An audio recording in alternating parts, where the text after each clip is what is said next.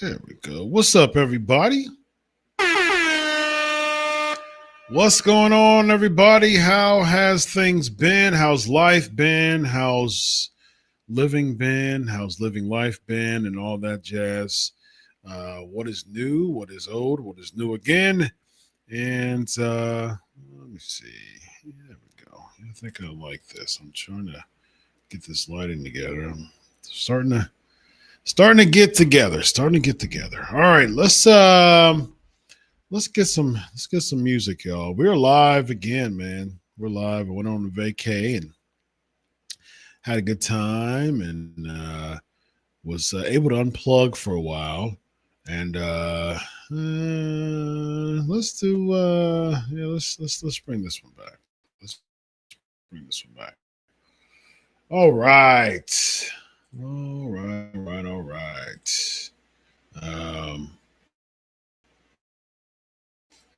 There we go. There we go. All right, PNP Nation, 700 and what we got? 705? We at 705?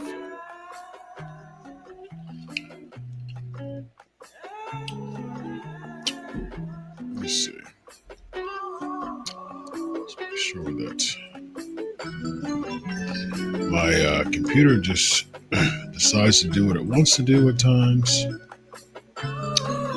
Makes things very weird. All of a sudden. Okay.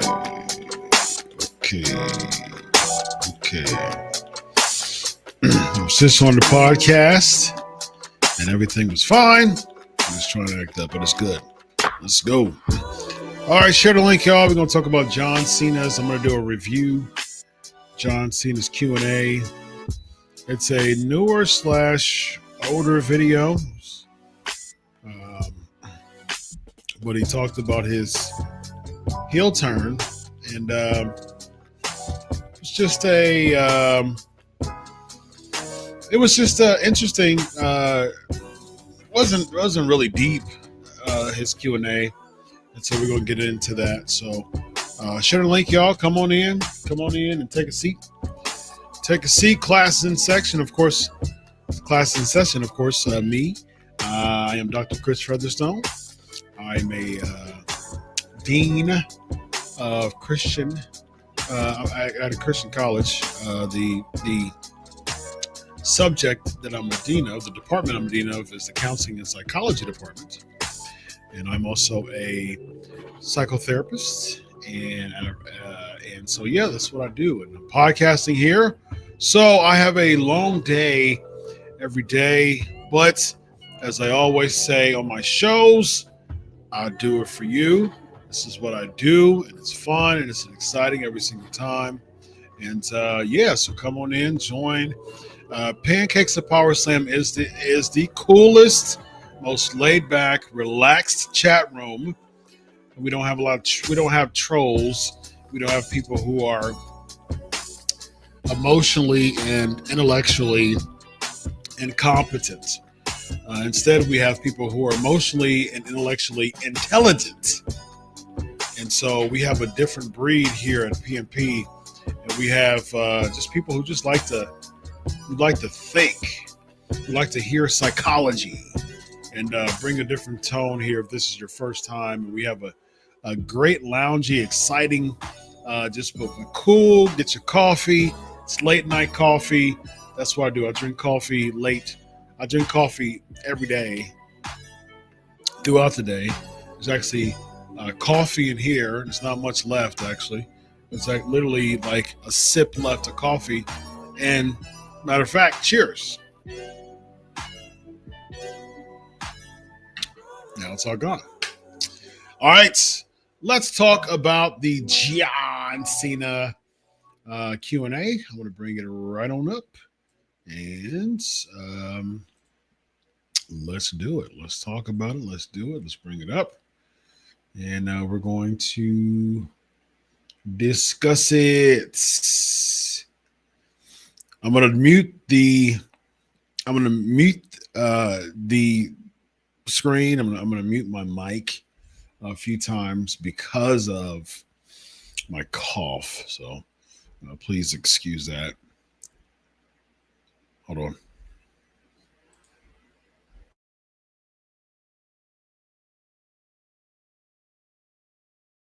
All right. Someone asked me on the Q&A here, how's my vacation? I will get to that. That's going to be a fun video here. So let's find out where this video is. Let's find out where this video is. We're going to find it out there. We're going to find out where this video is. Okay, let's see here.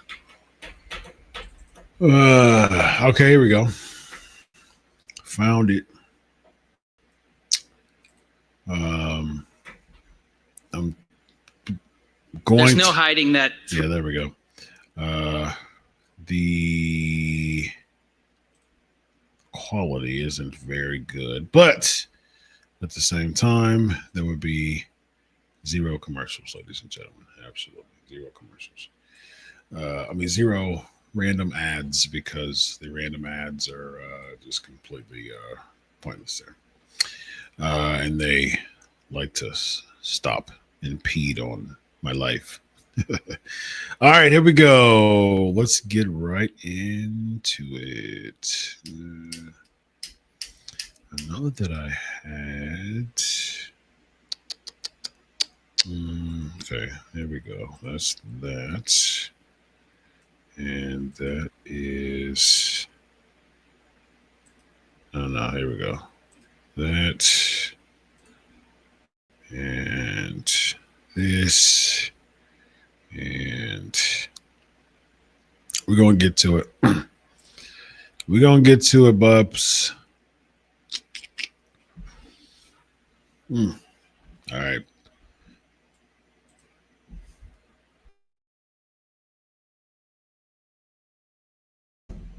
We're going to get to it here. As soon as this thing stops acting cray. All right. There's that. All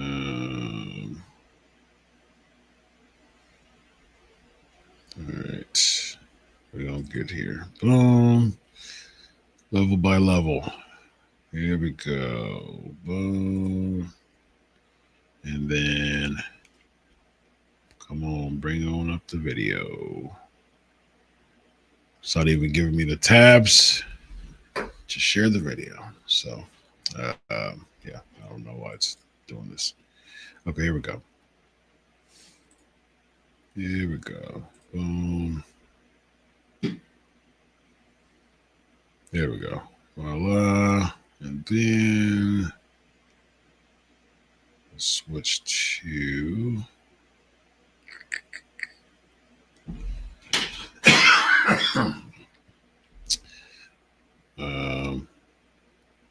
now it's a delay. Okay. Switch to this one here. All right, there we go. There's no hiding that throughout your time, one of your best dance partners. Hiding, man. That's my gimmick. Nobody sees me. I hide.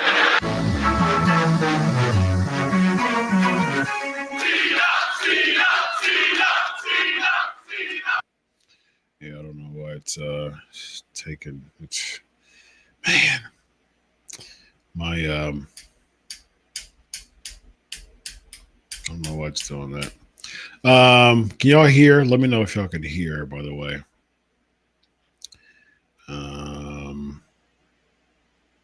Yeah. Let me know if y'all can hear.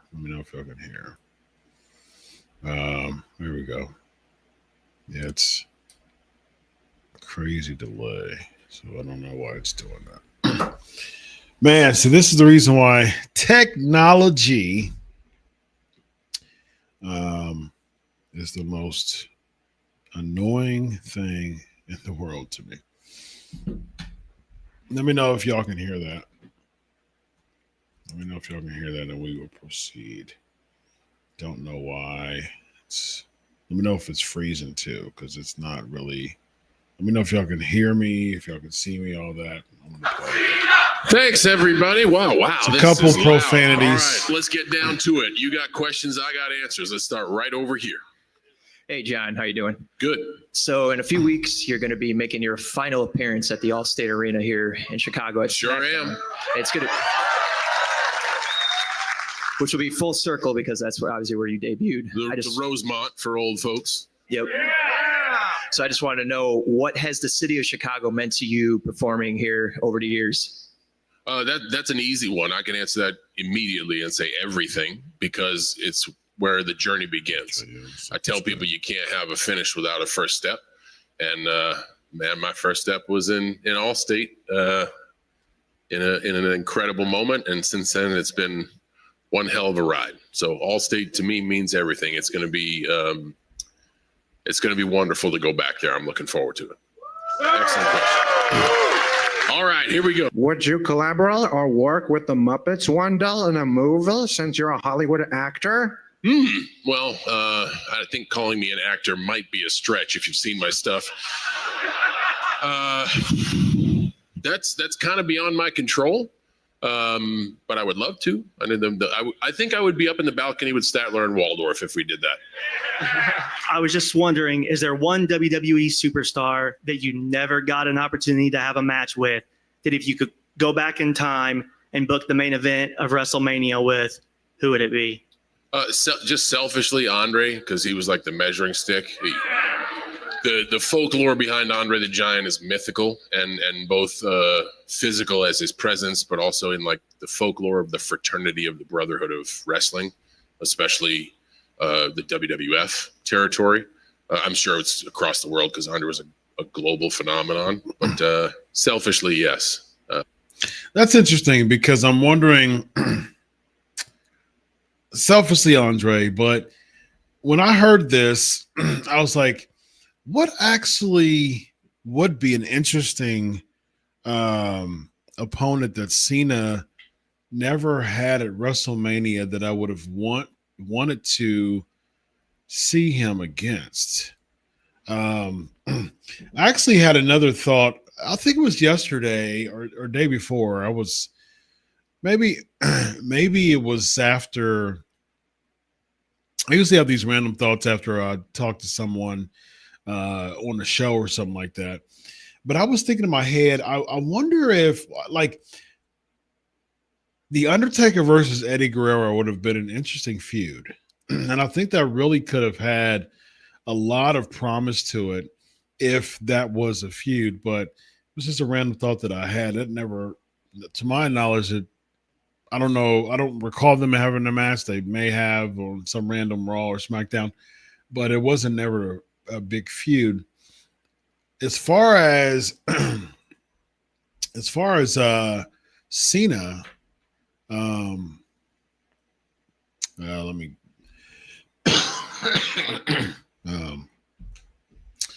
as far as Cena is concerned, it would be I don't know. I don't know as far as like someone who Cena never went against. That would be an interesting point, especially for WrestleMania. Like, what's a good feud that Cena never had? Because I mean, of course, Angle, Michaels, Taker, and I guess that's what makes Cena too, man. He's really covered all of his tracks when it comes to having feuds with people. And yeah, I mean he's a legend as far as what he does, and you know he's definitely one of the greatest that ever stepped in as far as I would say personally, as far as worth ethic is concerned, longevity, heart, passion, tenure, all that falls into it. But because he's really covered, and I can't think of anybody who was there who he never crossed paths with that I think would have made for a good feud with him. I can't really think of anybody that really would have made for a good feud with him based on him being there. That would have been marquee that he didn't feud with. So that alone goes to show that his tenure, because I mean, I remember his match with Michaels was phenomenal. Yeah, I mean, I think he's really he had the feud with he had the match at WrestleMania against the Undertaker, but that was just a squash match. And that's interesting because Cena and Taker was feuding in the beginning of Cena's tenure as far as just becoming popular. Cena and Taker never really crossed paths a lot while in the WWE until they had that spot at WrestleMania. So that's actually interesting. Had matches, you know, Cena had matches against Roman Reigns. As far as Cena, Seth, yeah, okay. You know, Cena was there. Of course, Cena, Brock. So yeah, I would say maybe if there would have been a stronger feud throughout Cena's tenure between Cena and Taker, like the peak of Cena's career between Cena and Taker, perhaps that would have been something interesting. Cena got there in 2002. I think Austin left in 2003. So he really didn't catch much of Austin, although he was there. Cena Austin, that would have been interesting if they would have done Cena Austin. But I mean, Austin was gone, less than a year of John Cena's WWE debut. So yeah, I mean, he really covered so many tracks and was able to just about check off the checklist with anybody. Flair was there. Flair was around during Cena's time, and he was still competing. I remember, was it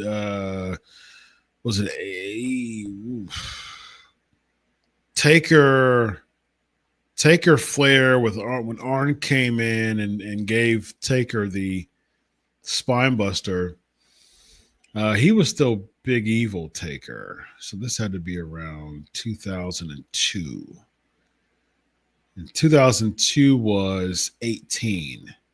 So if I'm not mistaken, that was the WrestleMania that Flair and Taker went at it. I think it was 18. So that was interesting. And Flair did a really good job there. So I'm wondering if like Flair would have stayed a couple of more, like if Flair could Flair have been a really good opponent for Cena as a heel? The story between Taker and Flair was interesting because Flair basically had the story was, does Flair have one more in him? And Flair even talked about in interviews how much he didn't have a lot of hope, how much he didn't have a lot of belief in himself. And so I wonder if he could have went back to dirtiest player in the game one more time to put over Cena. That would have possibly been interesting, a Flair versus Cena feud. But was Flair too far into his age at the time that he couldn't have given Cena that type of heel that he needed to give Cena in order to put him over as a young Cena? So if there's anything, possibly Rock Cena, possibly Cena Flair, maybe that could have been interesting.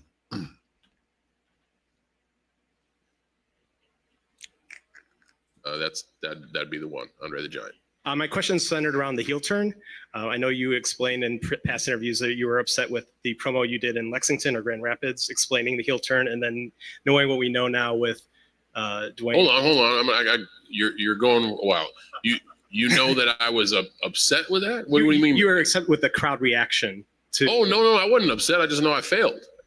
Ain't nothing wrong with that. You can learn from failure, right? Yes. Yeah, I went out there and bombed. No, I actually think you didn't. Shit. So here's where he said he bombed. He said he failed. He bombed when it comes to the promo.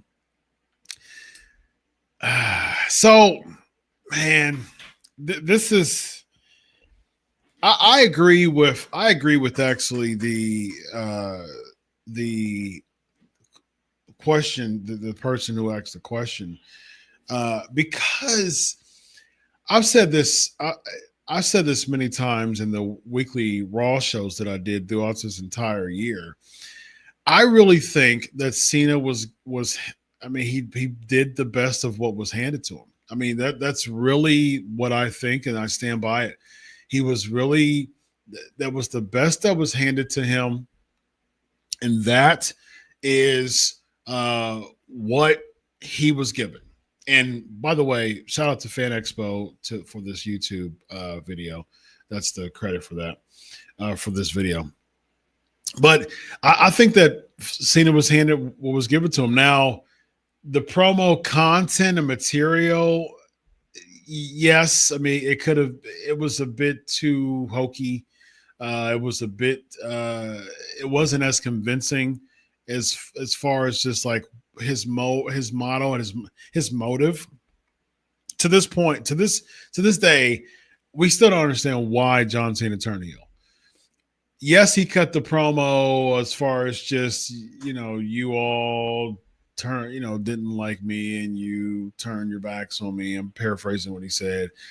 That was an absolute lousy version of explanation of his heel turn. But I mean, what do you do though? What really do you do with what is handed to you? Especially in this time, like John Cena had to be the fall guy in all of this mess.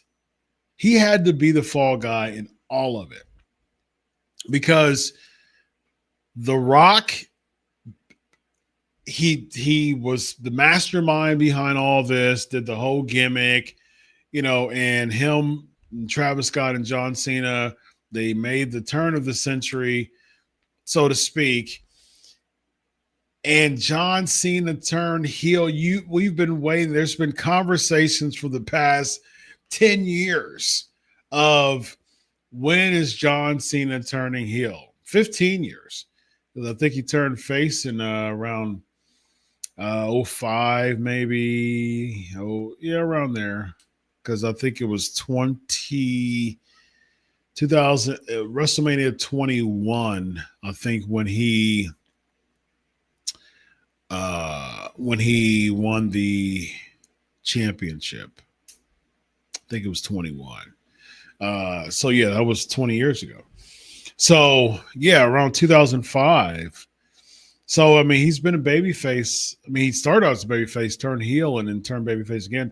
Been a babyface the entire time for 20 straight years.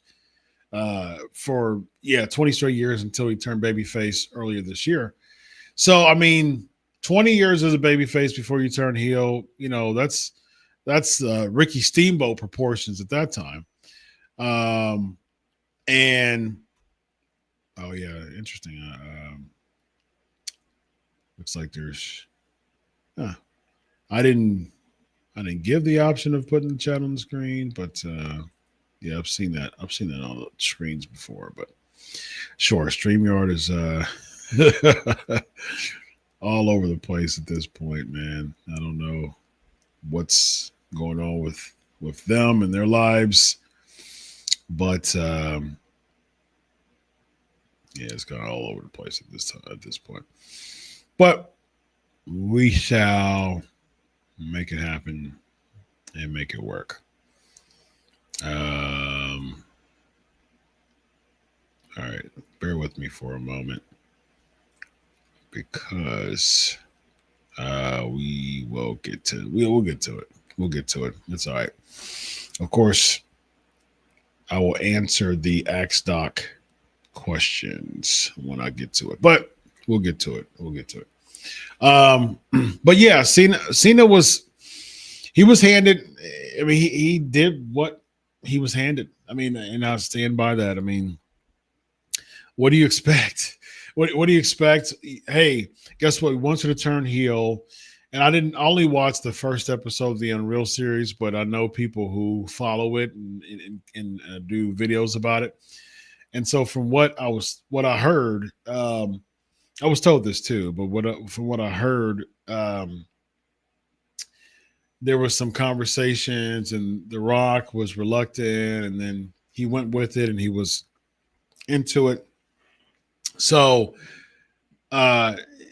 kudos to John Cena for being the company guy and making the decision after 20 years. But man, you got to give me more than what we saw. We've been waiting 20 years for this. What a dud of a payoff, just in the grander scheme. Now the turn itself, it got all the headlines and got all the buzz that it was intended for. It definitely got that, but WrestleMania being the payoff of that, didn't work out, man. It was just a month later after the turn, and basically all that just for the following month for the payoff to be Travis Scott coming out for WrestleMania. Yes, he won the title. Yes, John Cena won the title from Cody Rhodes and became 17-time champion. But everything just felt so rushed, man. It just you had so much time to develop this.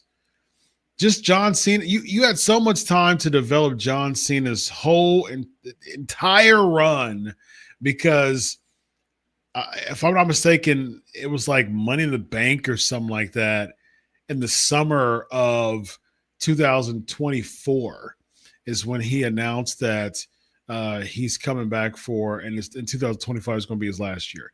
So you had plenty of time to express this and to make this work.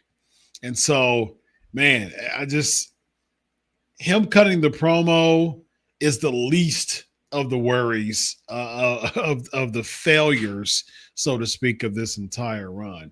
I'm friends with his father, John Cena Sr., and I interviewed him right after WrestlePalooza, and he even talked about how there was just so many negatives. There were so many takeaways from this heel turn that just were very, very, very unsatisfying. Happens, guys. Come on now. All right, it's okay. Thank you, though. Continue. So I just want to course correct. I don't want you to, assume anything. Thank you.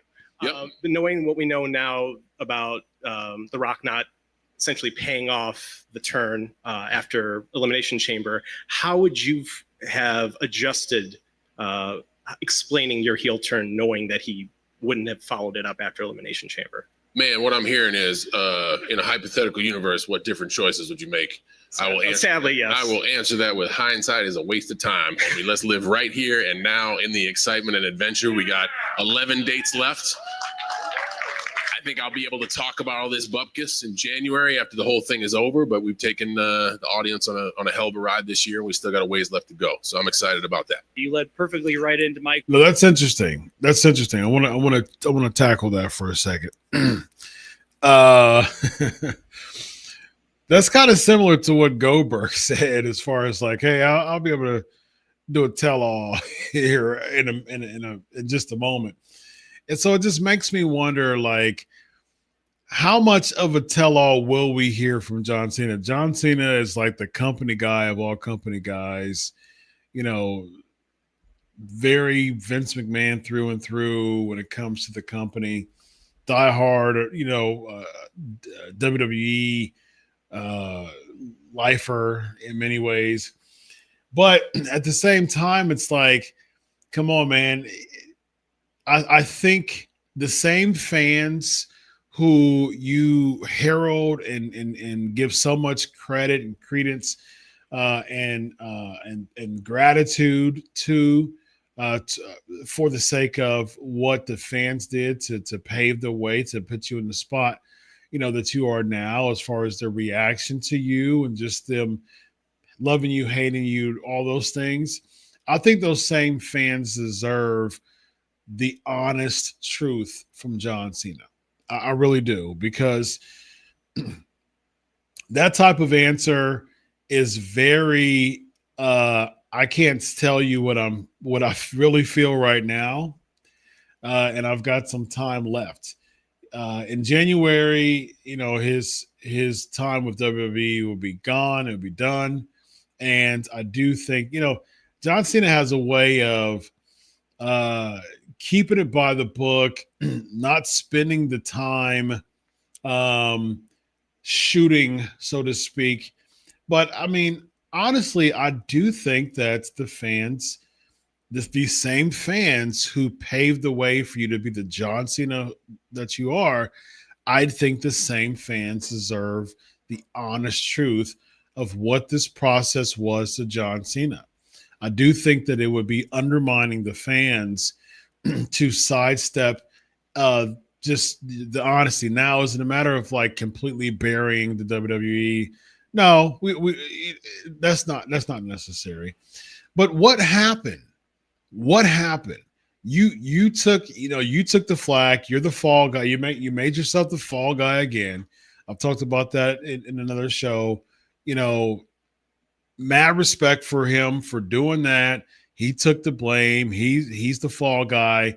Okay, we get it. We understand the professionalism and the dedication and sacrifice even in this particular situation that John Cena is doing for the WWE. Okay, we get it. But what about the fans that paved the way to get you there?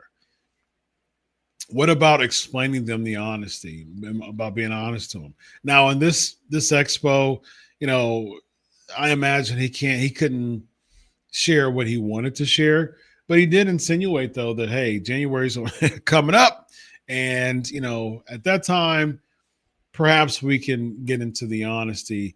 And then as far as the hindsight and things like that, the hindsight comment, I'm like, okay, sure. I mean, that's good and it sounds good, but people talk about he's talking about hindsight being whatever he quoted, but then he said he failed the heel turn, so that was in hindsight too. So he commented on that, but he didn't he kind of commented a hindsight comment or hindsight quote when it comes to this question. But he was able to answer a hindsight question just a few moments ago, when it came to the turn. So yeah, I mean, Cena being Cena when it comes to taking the high road with certain things, but I do think it's integral for the fans to understand what happened here. Why did you bomb? Why did it fail? As far as the promo, but just the heel turn as a whole. Question about pizza. Zeppi's Pizza, what would you rank it 1 out of 10? And do you think you could still crush the challenge today? Zeppi's Pizza for sure. I would crush the challenge. I got to answer that in reverse. But now I've had a little bit of pizza education. I can understand why they close their doors. Never heard of it. John, thanks for being here. There's no hiding that throughout your time, one of your best dance partners. Hiding, man. That's my gimmick. Nobody sees me.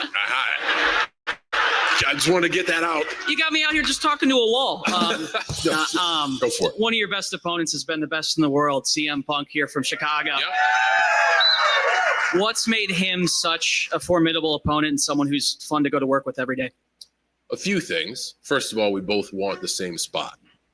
And I also think we both love the same thing. A lot of people that want that front spot purely want it for selfish reasons. Every once in a while, you get somebody who wants to sit in front that loves the business. And we love it in different ways, too.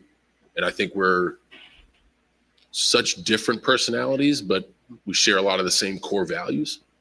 So we just want to bring the best out of each other. For some reason, we kind of found each other and found each other at the right time. And man, I wish I could have kept him with us. I wish he didn't have to take all that time off, because we could have had some more matches. But I'm grateful for the moments we've had. And I think we just we both want to sit in front. And we both really love the business. Another thing that was just odd to me during his run. I mean, the CM Punk match at I think it was Clash, maybe. I think it was one of those international shows. But it's like, really? This is what we get from fans clamoring over John Cena versus CM Punk, and we get it at this, and it's just a blow off. So another thing, that's another thing that it just seems like that didn't pan out, man. So I don't understand this run. Doesn't make sense. Do you think Logan Paul could beat you at?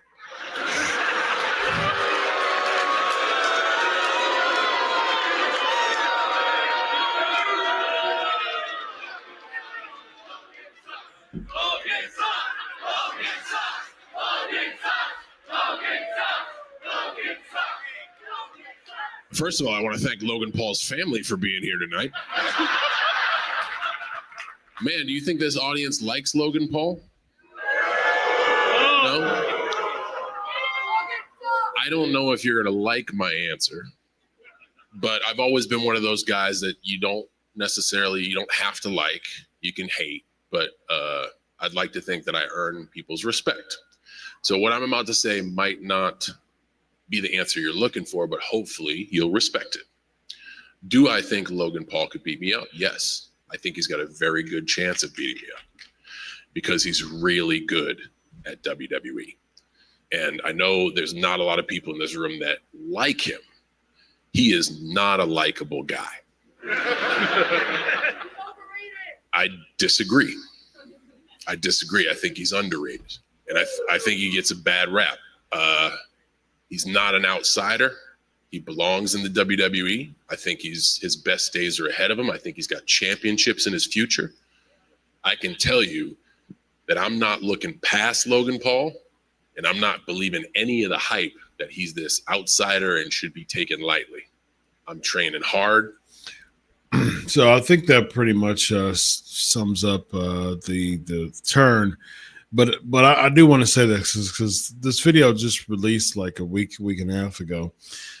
But I agree 100% as far as just Logan Paul is it, man. He was able to come in and just absolutely do a phenomenal job within his time in the WWE still. And I do think that when someone says he's overrated, I adamantly disagree. I think that Logan Paul is there's certain people who have the it factor. And there's someone who's just athletically gifted and so athletically gifted that they're able to excel and jump in the front of the line when it comes to their charisma and their it factor. And Logan Paul's that guy, man, when it comes to his athleticism in pro wrestling. I do think that Logan Paul is phenomenal, is a phenomenal and was and is and will be a phenomenal acquisition from the WWE. He's a money maker and he's a charisma magnet, and he's a natural heel. And I think he's just someone, Logan Paul is someone who doesn't have to win a single match. And I always say wins and losses matter, and I stand by that. I believe that. But when it comes to someone like a Logan Paul, of course, win matches to get the weight up and get the reps up and build up the stock to put over the heel. I mean, to put over the baby face.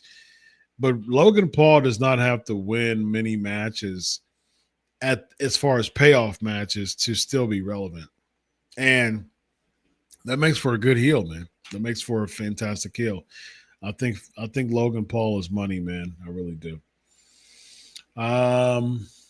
As far as continuing, there's not much left. I think Cody Rhodes brought out the best of me at SummerSlam. It's gonna be a hard day. This is a certain. What's something that you've learned from fans that maybe you didn't expect? A hush fell over the crowd. Gosh, what a great statement and question. And my answer to your question bleeds into your statement. Your words. You don't have to be here. This guy has to be here. Because he's security. Everybody else in this room doesn't have to be here. So what's one of the things that I've learned from fans over the years? That y'all want to be here. And it doesn't mean that the noise I hear in an arena, I should take personal.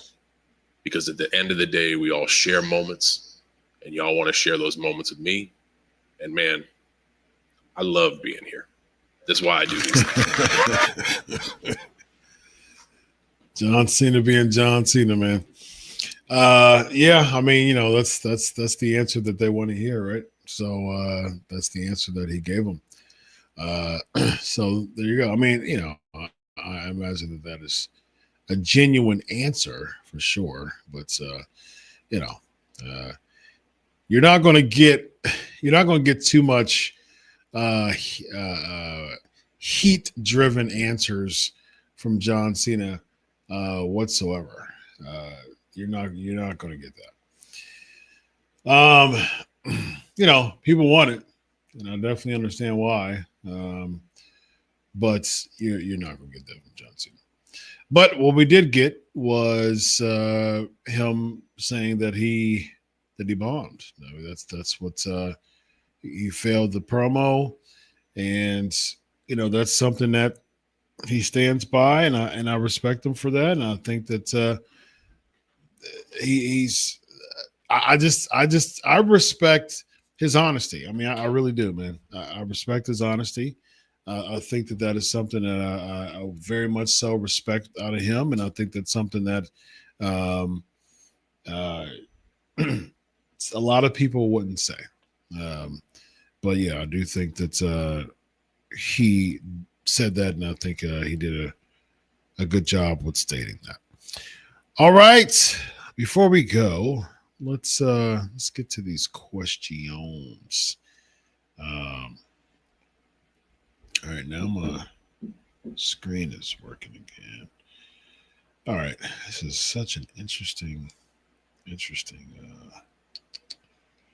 layout that's going on here. All right, I don't even know how to change this layout as far as these chats being on here. I know it gives you an option in the very beginning. Wondering. Okay, here we go.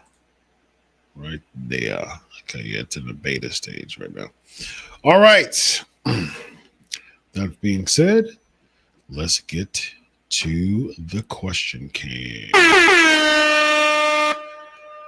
All right, where we at, y'all? What we doing? There we go. And of course, because of time constraints, got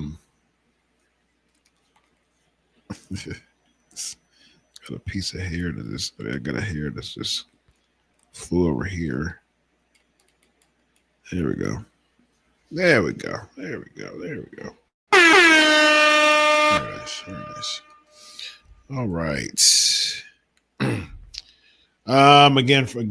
Once again, like I said before, because of time constraints, I will get one question and join me in the Patreon for more. Let's see here.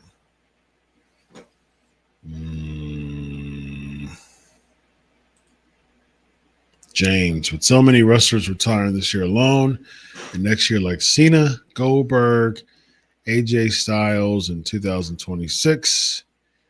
Goldberg's pretty much done. I mean, his send off was Saturday Night's Main Event, and now more recent, the Dudleys, they were basically retired for a long time. That was just a comeback match. Who can WWE get from the Legends band in the coming years?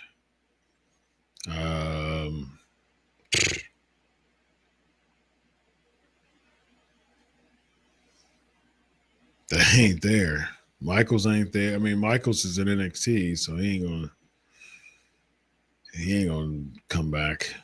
He didn't even want to come back in Crown Jewel or whatever that was. I think it was Crown Jewel.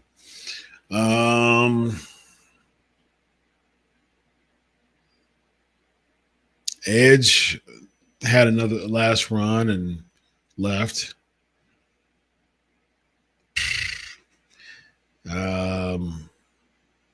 There's not really, even in the Legends bin, or Legends well, there's not many people available to just like move the needle or really bring a influx of people back to the WWE. The only person I can think of currently would be The Rock, because The Rock hasn't wrestled in the WWE for a year and a half. So perhaps Perhaps if WrestleMania 42 has Rock involvement in it, that would call some interest. That would draw some interest again. But other than that, nobody really. Robert, the only reason why I watched Raw yesterday morning, I was off from work, got up, ate breakfast, and watched Raw to pass time. Raw was nothing special like usual. Yeah, that's normal. Like I said on the post show, the very fact that it was something that was unexpected, I'll give that credit. But other than that, nah. I think my biggest thing with this is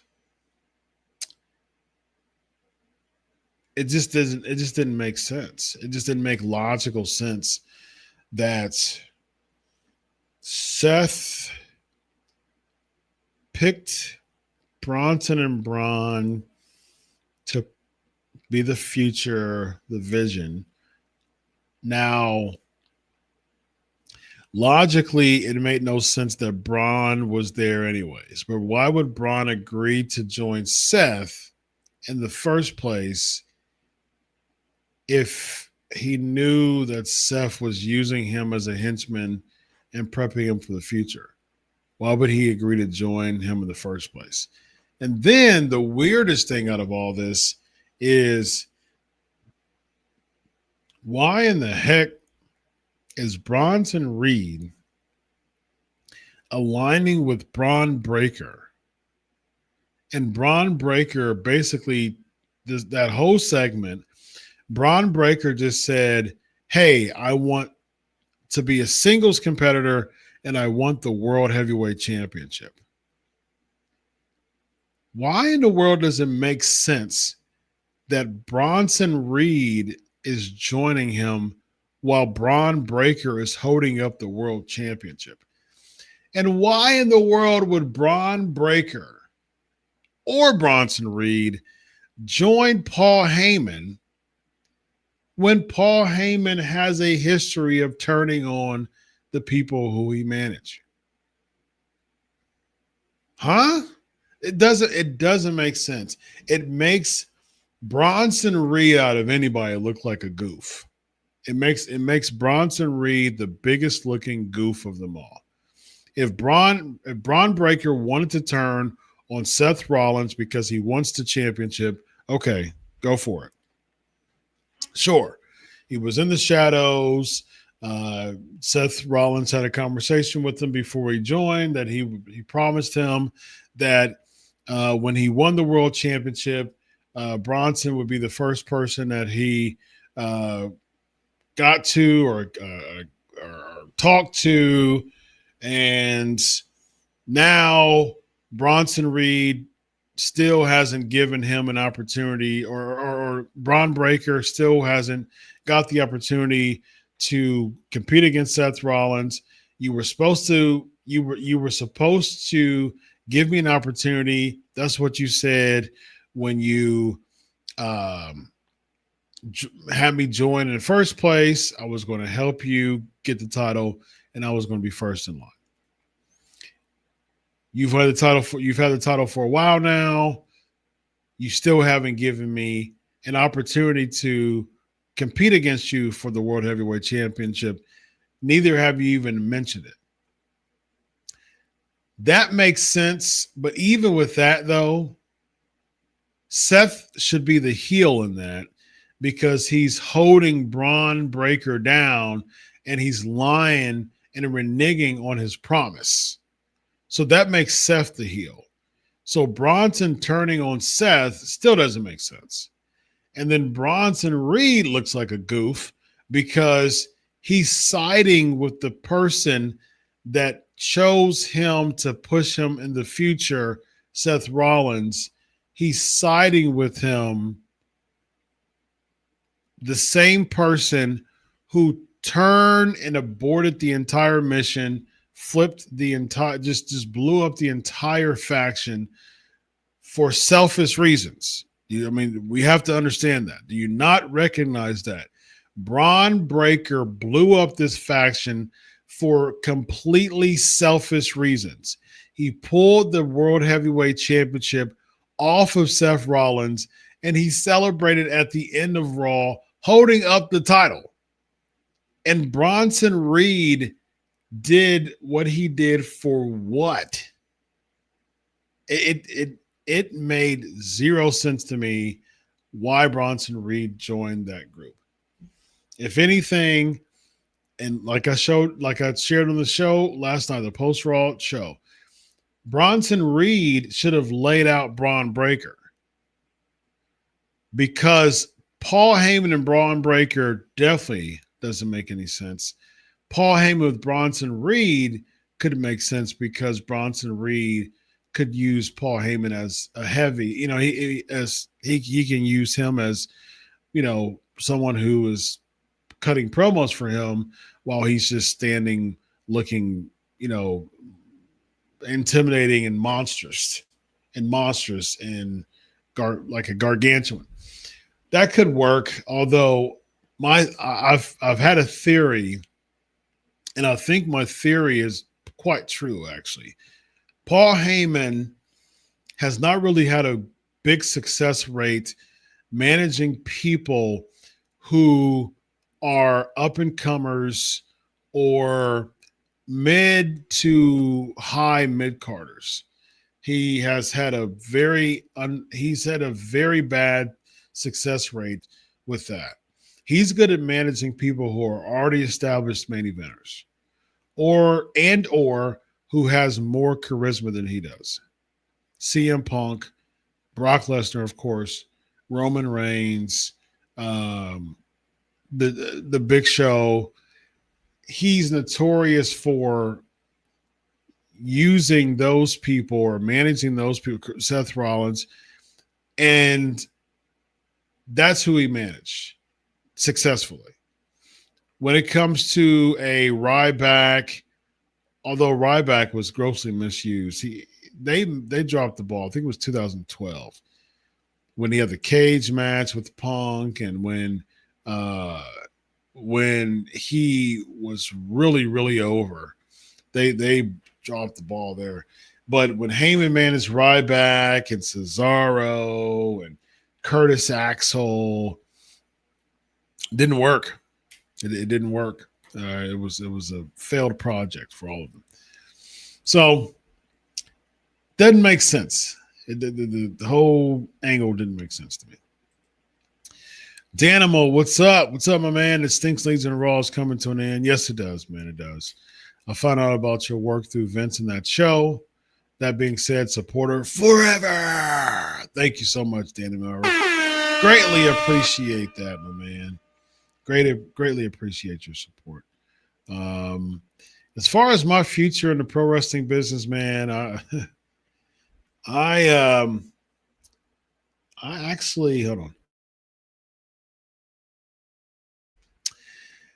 I don't know, man. I really don't know. I mean, I picked up I'm working more as a therapist. I already work a lot, but I'm opening my books with that and already getting filled up. And like I said before, the pro wrestling project, to the magnitude that it was and was an honor of my great grandma, who actually passed away 30 years last month.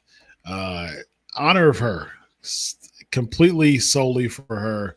As far as my passion for pro wrestling nowadays, doesn't exist. It's just the same old routine, man. I hate wasting time. I'm not a fan of it. I think it stinks. It makes me frustrated. It irritates me. And pro wrestling is the same old over and over and over again. And it's nothing new to it, man. It's nothing intriguing. But, in honor of my great grandma, I'm thankful that I made good money, still make good money, and have generated and have amassed an amazing following and supporters.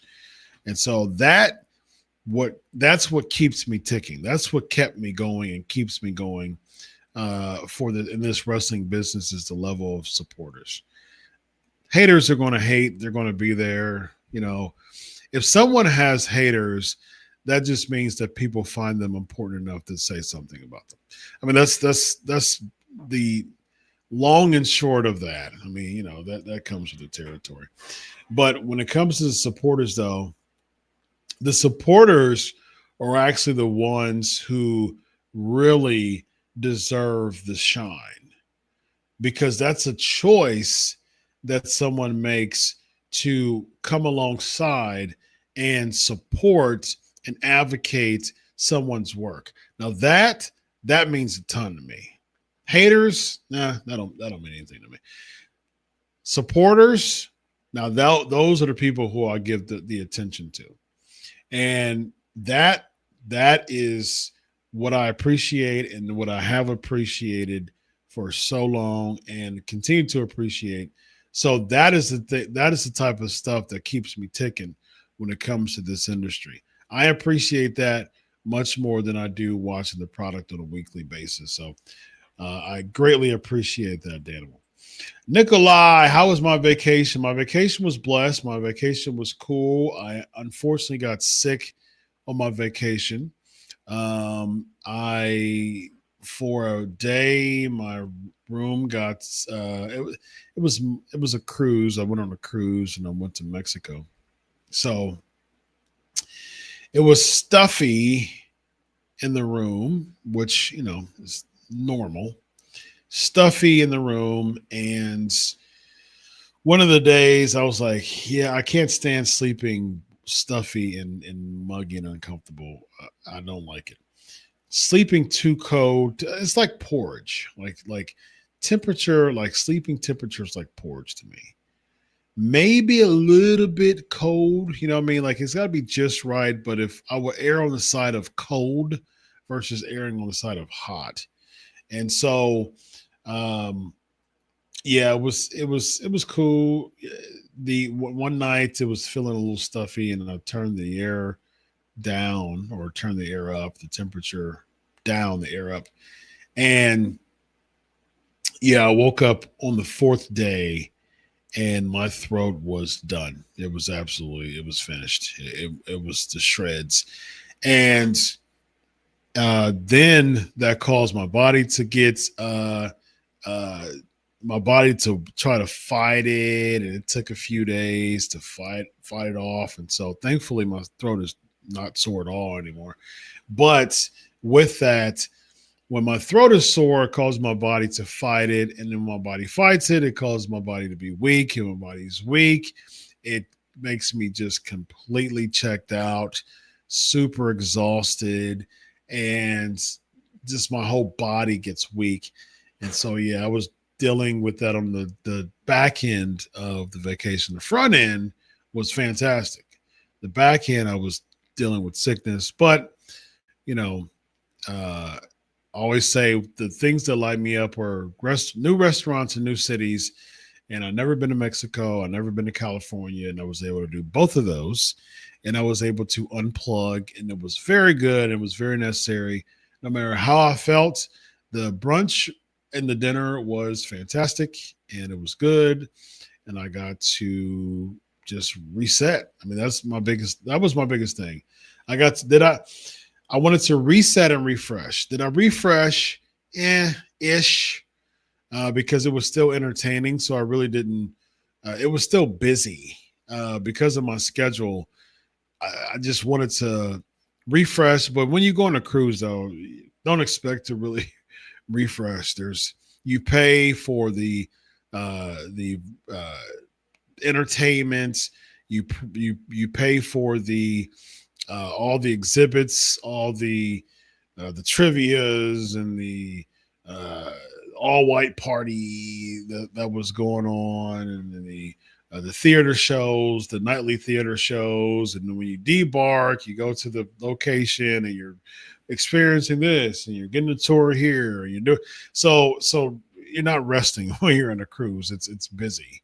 Yes, you do get naps, but when you're in a cruise, I mean, it's fun. It's super exciting and it's fun. I really enjoy it. But it's like, yes, I got to wake up later than I did, which I really didn't because my body was so used to Eastern time and I was on Western time, so I was still waking up early. But it was still fun, but I still had to nap and then wake up and set my alarm clock to make sure we got our reservations that was given to us and blah, blah, blah, yada, yada. And so, yeah, it was still busy work. And so I didn't really get refreshed. Was I able to reset? Yes, I was, because I absolutely love what I do, but I did need to unplug, and the unplug was successful. I was able to unplug, come back to work at the end, the second half of last week, and I definitely felt like it was a reset. And so, yeah, thank you for asking. Let's see. Av, I really don't get why Rock gets a lot of the blame when TKO asked him, because they had a hard time selling tickets. They knew Rock wouldn't stick around.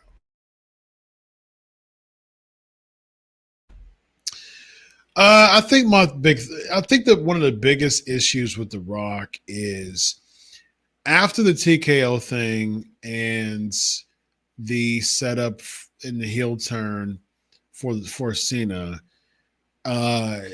him being a board member, him having just a prideful investment, even if it's just, mental equity when it comes to the WWE succeeding, so much so that he was a part of WrestleMania last year. So you could tell that he has some buy-in, some sweat equity, so to speak, to make sure that this thing works. And so knowing that work ethic to want WWE to succeed because he has buy-in, he has stake in it succeeding through his affiliation with TKO. So knowing that, especially based on what we saw last year, to come in this year, agree to Elimination Chamber, and then back out for the past 7 months, it's like something's up here. It just doesn't make sense.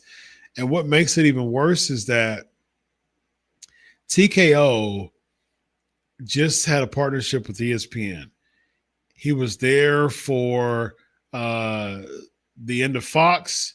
He was there for Fox, the beginning of Fox. He was there for Netflix. And for some odd reason, he's not there for ESPN. Didn't even he didn't even tweet about it. You know what I mean? And even I was one of the people who broke the news. Someone asked me a question on Twitter. Now, there was other reports that were stemming from, I think, maybe months before that, but later in the year when there were some talks of him coming back and some theories and some rumors, I sent some feelers out there as far as just people within WWE, and I was told that as of that particular conversation that I had late last year, no Rock, and nothing was, and I told that person, I said, and talked to some other people about it too, but it was one person in particular. I said, hey, just let me know if there's any updates, because, of course I want to, report the updates. And still no Rock. People are saying Rock is coming. And as soon as Netflix happened, people were saying, well, Rock's going to happen. And then he cut the promo, and I was getting tweets of, yeah, you're right, Doc. You're right. No Rock. And then the Elimination Chamber thing happened, and with the turn, the Elimination Chamber thing happened with the turn. People were like, oh, well, whoever told you, that was wrong reporting, blah, blah, blah. And I said, hey, all right, you believe what you want, but I haven't got an update of Rock being at WrestleMania. And didn't get an update because The Rock wasn't at WrestleMania. So it was an accurate report, just like most of my reports were accurate to what I was told. Not all of what I was told was accurate or end up being the case. And, that happens within journalism.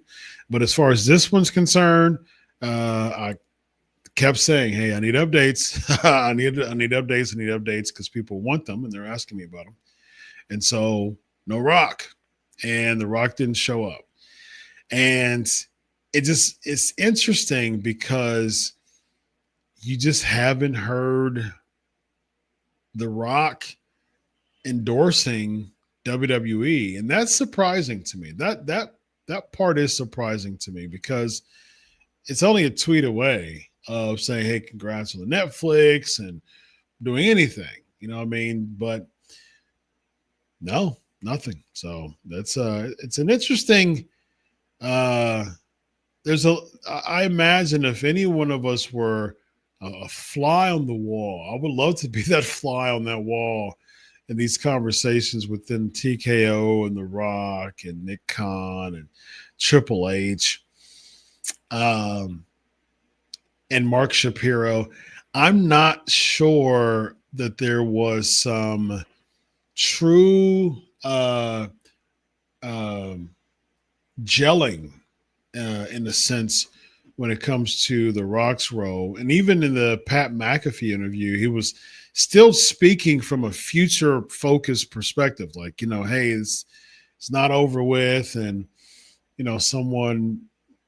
I could have someone's soul and so many things of what he was saying.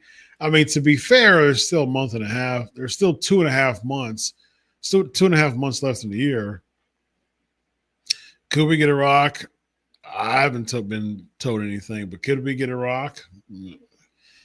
Doesn't seem likely, but until December 31st happens, The Rock hasn't lied yet, as far as just the final boss and having someone's soul and someone selling their soul. He hasn't lied as far as the 2025 is concerned. Now, when the clock strikes midnight on December 31st, okay, well, now we've got some now we got some real bad issues.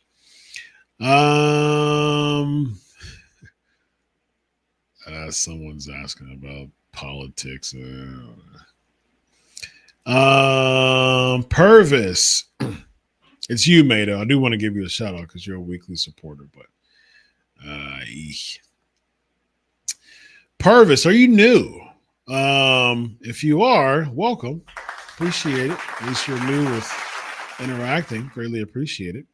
Why is WWE not pushing back black male stars on the main roster, especially with guys like Montez Ford and I think you meant and Carmelo Hayes, but Hayes. That would be interesting. Speaking of that, happy accident. Shout out to Bob Ross. I wonder. I get to thinking about stuff. Carmelo Hayes needs a huge overhaul. It makes me wonder if Carmelo Hayes would be successful with a Prince style, Purple Rain, Velveteen Dreamish gimmick overhaul.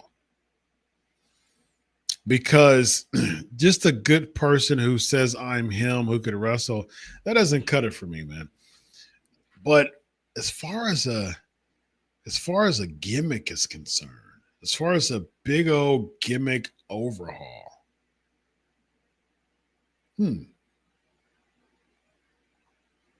interesting. Purple Haze or Carmelo Hayes. I'm intrigued. Very much so. All right. Mato is going to town here. I do want to, let's see here. Anything else that I have? I do have to roll. Like I said, for any duplicates, if I have time, I answer duplicates. If I don't have time, come over to the Patreon and we make it work and we make it happen. So without further ado, let's do this, y'all. Let's get this rocking and rolling. And yeah, come on over to the Patreon, patreon.com/pancakes and power slams. Great interaction as always. We got Tony Khan in the building. So appreciate your support, Tony Khan. Purvis, Mato, Servap, Av, of course, Daniel, Robert, Ryan, Nikolai, Jay. I mean, with just a lot of love as always here on the show. 705 episodes in the books, ladies and gentlemen. I had a good time talking about John Cena's saying that he failed. Wow. As far as the future of me in pro wrestling, I think I'm going to talk about that next week or the week after, maybe sometime in October. So stay tuned. I love my show. Thank you very much. I really appreciate that. Keep up the good work. This is said here. Thank you very, very much. It means a lot to me. Here's the thing, man. A lot of people spend way too much time reacting to the bad that people say about them versus the good that people say about them. That is so backwards. That's so backwards. Anyone's going to say something bad about you because that just comes with the territory. That happens. But and why do people pay attention to that so much? Like, stop paying attention to that so much. It shows you caring way too much. You shouldn't care at all. But what you should care about are people who spend their time complimenting you. That goes so far, man. That goes so far. When someone takes the time and says, "I love your show, keep up the good work," they don't have to say that. And that goes against societal grain, and that goes against the negativity bias, and that goes against social disinhibition. It goes against all those things for people to just say, "You know what, man, I really feel the need to take my time right now to give you a compliment." That is what society should embrace a lot more than someone saying something negative about you. I just find that so silly, man. I find it so silly. You should know some of that stuff, man, because it really doesn't matter. Does it really matter? Why do you care about that so much? You should care about people spending time complimenting you. Give them some love, man. And I do that on Twitter. My favorite podcast. Keep up the good work, man. See, that's another compliment from another person. Thank you for this. That's another, yeah. See, stuff like that, man. Because Twitter is a hotbed for people to just be people. I already made a class of that. I did a whole episode of Twitter and social media, specifically Twitter. So you understand the psychology about that. Watch that video. But man, I think I love it, and I'm so grateful and appreciative when someone spends the time to go out of societal norms and what's the cool thing to do societally, and say, "You know what, man, this guy deserves his flowers right now." And that's the reason why I like complimenting other people too. I think it's free. It's complimenting It's free of charge, but it can be the greatest gift that someone received that day. Think about that for a second. It's free of charge, but it's invaluable. It's an invaluable gift. Priceless. Absolutely priceless. And that's beautiful, man. That really is beautiful. Thanks for coming to my TED Talk, by the way. And thank you for coming to my group therapy coaching. It's all good, man. I love this show. It's so fun. You all are so supportive every single time. I always have multiple digit supporters on this show live at past 1 o'clock Eastern time. I've been working all day, y'all, so I'm tired. Okay, I am going to carve out some time for my peoples in my Patreon to go live with me, and so we are going to do that right now. So, on behalf of 700 and some odd episodes, I think we're at 5 now. One of y'all let me know. But be sure to comment, share, and subscribe because that boosts the algorithms up. You boosting up the algorithms, if you love this show, which I know you do because people are watching live, multiple people, hundreds of people are watching live. Guess what happens? When you do that, that boosts the show up. All right? So I really appreciate that. Do me a favor, do that in exchange for me allotting my time for you. And if you want to support Patreon, less than $1 a week. On that note, ladies and gentlemen, enjoy your week of wrestling. God bless. And always remember, I do it for you. Have a good night, buddy. So long.